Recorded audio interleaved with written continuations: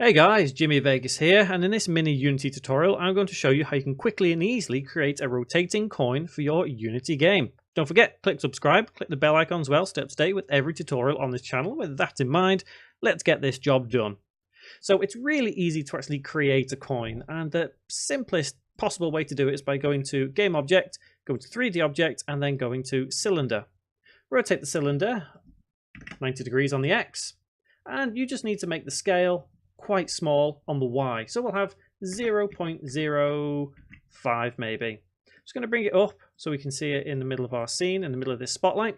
And I'm just going to attach this material to the coin, and we can see, there we go, no problem. So the key to getting this to rotate is using C#.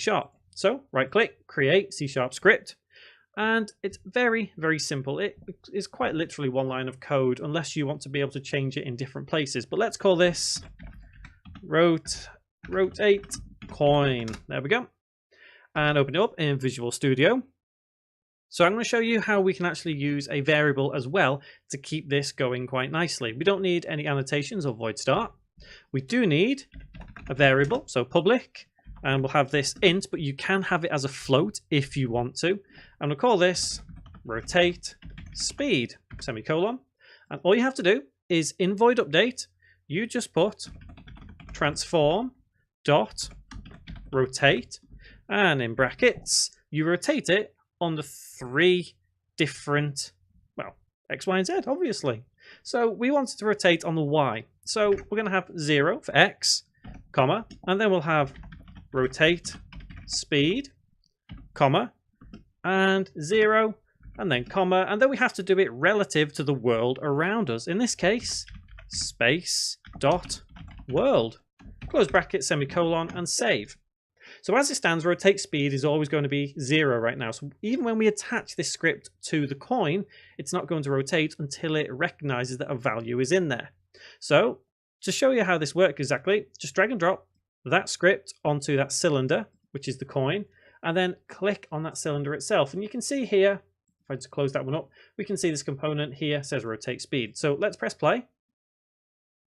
And I'm going to change the rotate speed to 1, and we can see it rotate. And if we change it to 10, it rotates a lot faster. 100, and it looks absolutely insane, but kind of cool. 1000, you're not really going to notice much of a difference now. But you could always drag this rotate speed up. You can see just how much it rotates. Obviously, a negative would make it rotate the other way. So just to show you, we'd have 1, rotates that way. Change it to -1, rotates the other way.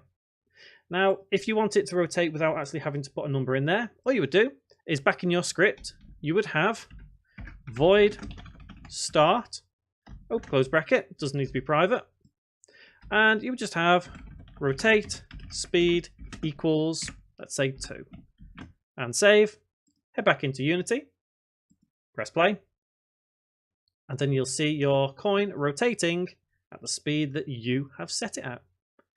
Nice and cool. And then obviously you could duplicate that if you wish, and you wouldn't need to do any further programming. Duplicate it as many times as you want. All coins can become independent of each other as well if you so wish. So let's change this rotate speed to 6. Let's change this one to 5. Let's change this one to -3. So it rotates the other way.